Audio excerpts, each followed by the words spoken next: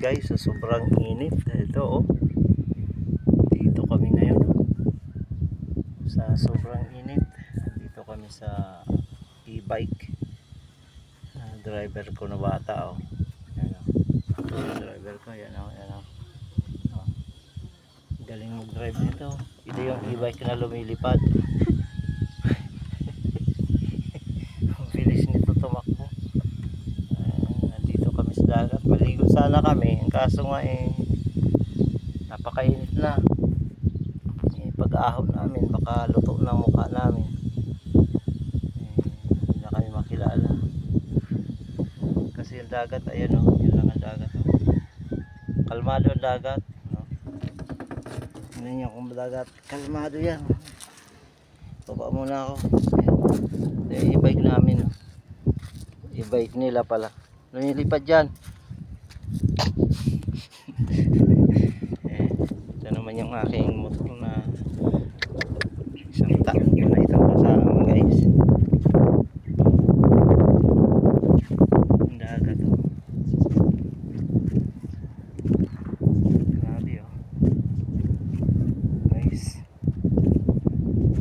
Kalmado saan ang dagat. Kaya lang ano eh. Ayun oh.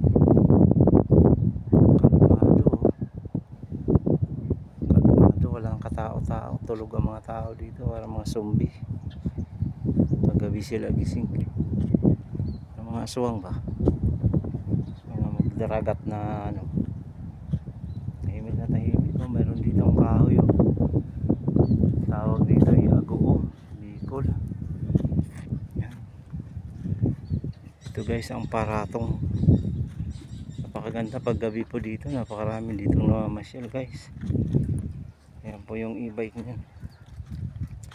Try ko po na pinatakbo tong e-bike eh. Mabilis din pala. Dapat may duyan yung e-bike mo eh. May duyan. Natatanggal sana ito, natatanggal. Tapos palit mo duyan. Diba? Habang papatakbo ka, nakaduyan ka. Yung gusto kong mabili yung e-bike na ano, yung guys may duyan dito. Habang papatakbo ako nakaduyan ako dyan higa. Ayan, yung e-bike ngayon eh. Ano, laruan ng bata, nasasakyan na niya. Laruan niya ng bata eh. Ito po guys, paratong. Ang ganda po dito pagkahapon ay oo, alas 3 ng hapon eh.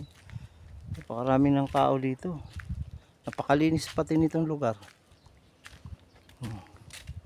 Malapit lang to sa aming ano eh, sa aking church na tinutuluyan. Tama parang ano, ganda na oh. Oh. Ganda na, di ba?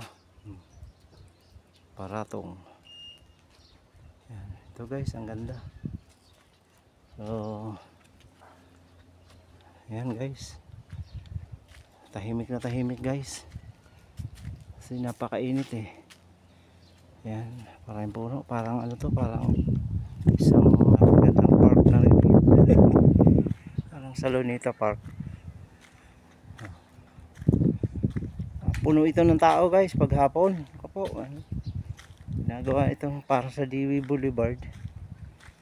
And then, mga hotel nila dyan, ang bangka na lang eh. Oo, nagdi-date.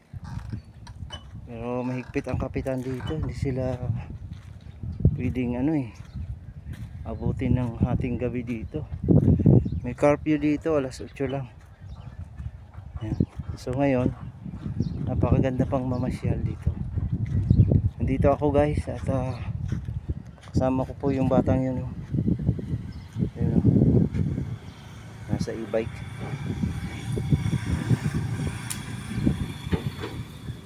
So dahil tanghali na rin kayo uwi na guys. Yan po.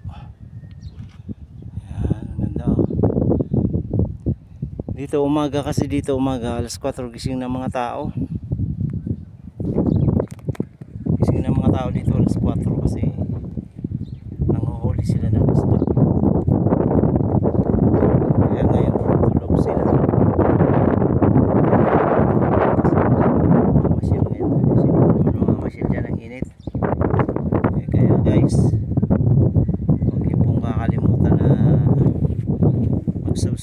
po kayo.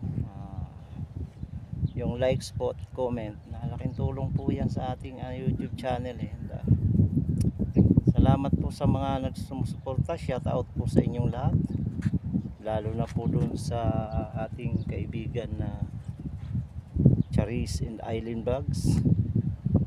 At shout out din kay sa mga supporters po natin dyan sa ibang bansa.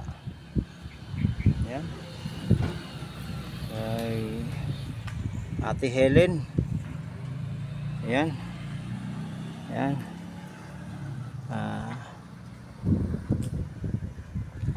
Shout out din po sa mga hindi pinapansin ng atin pong channel. Salamat sa inyo lahat. God bless you.